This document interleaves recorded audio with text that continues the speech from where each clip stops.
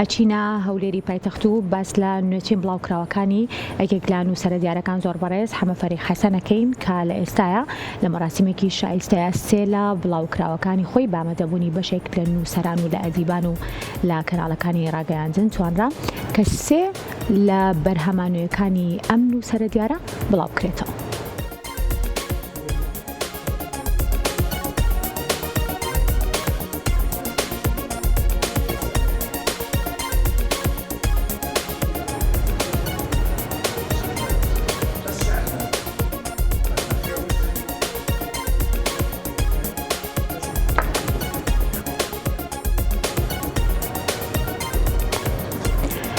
یەکێتی نووسەرانی کورلقی هەولێر کۆڕێکی بۆ نووسەر حەمە فەریق حەسەن ڕێکخست.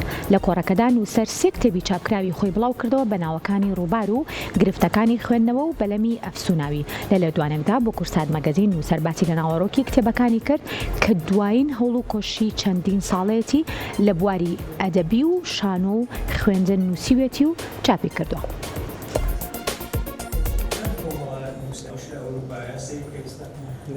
سپاسی یەکێتی نووسەرانی کورلقی هەولێر ئەەکەم کە کۆڕێکیان بۆ ساز کردوم لەم کۆڕە سێ بەرهەمی نوێی خۆم ئەناسیانم بۆ جەماوەرە بەڕێزەی کە لێرن.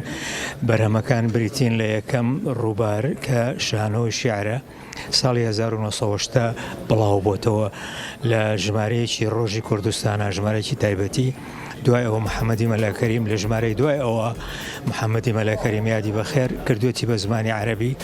لەو ساوە تاکو ئێستا زۆرترین جار پیشانراوە دەتوانم بڵێم هیچ مبالغەی تیانەیەکە هیچ شانۆگەریە لە زمانی بە زمانی کوردی نووسرابێ ئەوەندە پیشان درابێ و نووسیش مەکێ دەریێناوە. یەکەم جار ئەحمەد سالار سلێمانی دەریێناوە بە قوتابیەکانیشی دەوریان تیابینی. دوای ئەوە لە بەغدا، دوای ئەوە لە کەلار، دوای ئەوە لە چەمچەماڵ لە کوێتەی پاکستان لە بەغدا چەند جارێک.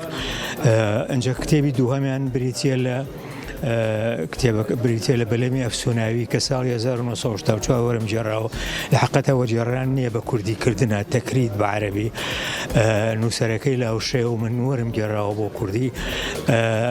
ئەمە ڕزگار کەریم دەریێنە کاتی خۆی لە هۆڵی سانەوی سەلاحەدین لە سلێمانی عومەری کەریم ئاغا تەمەنی درێژ بە دەوری سەرەکی تیابینی باکۆ گەنج مناڵێ بوو، دەوری سوارەی ئەبینی و برادێکی تریش محەممەد غەریب دەوری قەراڵی ئەبینی. ویلیەم یۆحەنا ئاوازەکانی دانابوو، ڕزگار کەریمیش دەرێنەری بوو. ویلیەم کۆچی دوایی کردو ڕزگاریش لە ئەوروپایە. بەش کتێبی سێەم بریتە لە گرفتەکانی خوێندنەوە.